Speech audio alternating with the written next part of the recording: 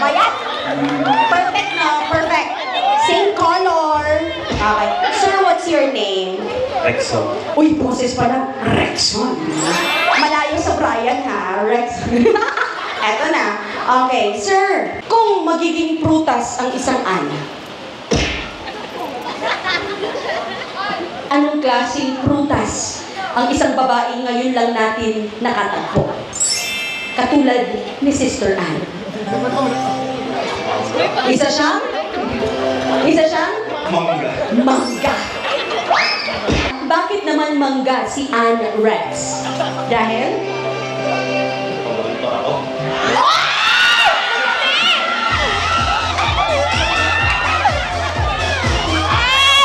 Pag hindi, pakakapaborito mo ni Aisha.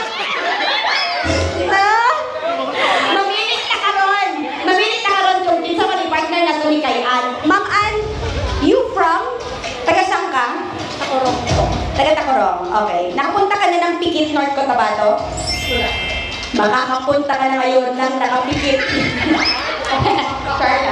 Okay, una. Our male number 1, step forward. Palakpakan at sigawan for Brian! Siyempre, mga kaibigang pasuko, kailangan yung supportahan ng inyong kaibigan. Thank you so much, sir. And now, let's hear the fans and supporters of number 2, the younger Kagam. Support pa rin, ano? Same friends. And last but not the least, na ngayong araw ka lang na-meet, ngayong araw ka lang nakilala, ngayong araw lang nabigyan ng pagkakataon, ngunit paborito ka na. Sir, anong mangga yan? Yung maasim o yung hinog na? Hinog na. Yung hinog. Nabagay ko ba ito po? Sige, eto na.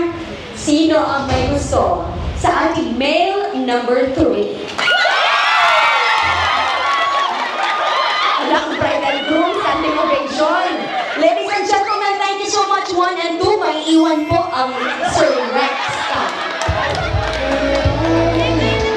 Ma'am, akyat tayo sa taas. Shake hands. Shake hands. Oy! She's everywhere I go. She's all I... Bakit na? Ano una? May una siyang concern. Anong concern mo? Ano siya? Masyado siyang? Tangkad. Uy, nang problema na. Masyado na daw matangkad. Kaya mo yan. Okay, eto na.